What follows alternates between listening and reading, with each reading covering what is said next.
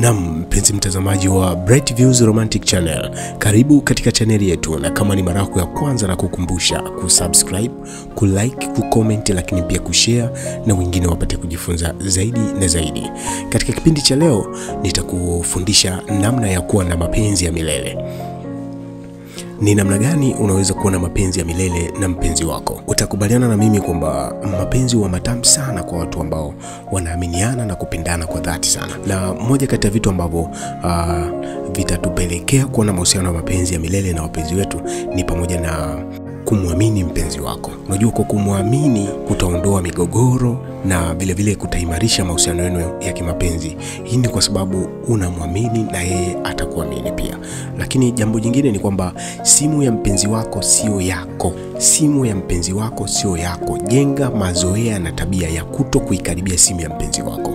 Hii itakusaidia kupunguza migogoro ambayo sio ya lazima kwenye mahusiano yako ya mapenzi.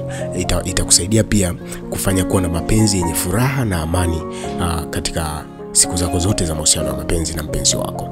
Usifuatilie simu ya mpenzi wako, lakini pia usimchunguze sana mpenzi wako. Unajua, maisha ya kuchunguzana sana ndo unaenda kugundua vitu ambavyo pengine haukutakiwa hata kuvigundua. Na baada ya kuwa unavigundua ndo hapo shida inapoanza kwenye mahusiano ya mapenzi. Kwa hiyo usimchunguze sana. Yaani pale padogo ulipomjua na kumtambua pana kutosha. Jaribu kutosheka na alipokuruhusu mfahamu. Usitafute vitu ambavyo yeye mwenyewe tu amevificha. Ameficha ni kwa sababu ya usalama wa mahusiano yake na ya kwako. Unavozidi kuvipekua na ukaja ukavigundua, hapo ndipo mahusiano yanaanza kuharibika. Lakini pia ukiachana na kuto kumchunguza, unatakiwa umheshimu mpenzi wako. Uwe mheshimu tu. Mpe heshima zote anazostahili. Itakusaidia kuimarisha mahusiano yako ya mapenzi kabisa. Na pia usisahau, unatakiwa kuwa mwaminifu kwa mpenzi wako. Vile vile jifunze kusamehe. Kwa hiyo usiwe mwepesi wa kukusanya hasira katika mahusiano yako ya mapenzi. Na unatakiwa pia umjulie hali mpenzi wako mara kwa mara. Kitu ambacho kitawasogeza karibu zaidi na kitawafanya muweze kufahamiana zaidi na zaidi. Pia mpe muda mpenzi wako. Usiwe mtu ambaye hauna time na mpenzi wako. Hapana.